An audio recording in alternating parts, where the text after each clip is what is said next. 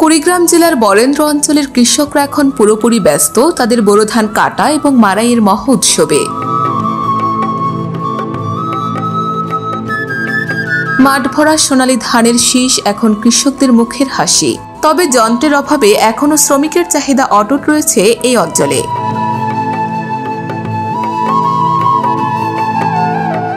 এবারে বোরো ধানের বাম্পার ফলন হয়েছে, ফলে অনাবৃষ্টিতে যাতে কৃষকরা ক্ষতিগ্রস্ত না হয় সেজন্য দ্রুত ধান ঘরে তোলার সব চেষ্টাই করছে কৃষকরা।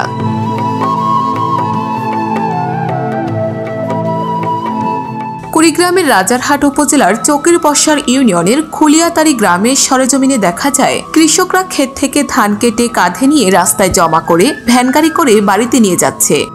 গ্রাম অঞ্চলগুলোতে গরু দিয়ে ধান মাড়াইয়ের সেই চিরাচরিত দৃশ্য এখন আর চোখে পড়ে না। ধান মাড়াইয়ের সেই স্থান দখল করেছে শ্যালো ইঞ্জিন চালিত মাড়াই মেশিন। এতে অবশ্য কৃষকের পরিশ্রম ও খরচ দুটোই কমছে।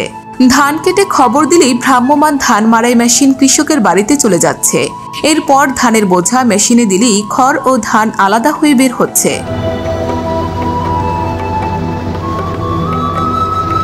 খুলিয়াতারি এলাকার ভ্রাম্যমাণ ধান মাড়াই মেশিনের মালিক সিরাজুল ইসলাম জানান, 1 বিঘা জমির ধান মাড়াই করতে সময় লাগছে 1 ঘন্টা, আর এর জন্য খরচ নিচ্ছি 800 টাকা। এতে কৃষকের সময় ও খরচ দুটোই কম হচ্ছে। কৃষক বন্ধুরে আমরা ধান মারা মেশিন নিয়ে কৃষকের বাড়ি যাই।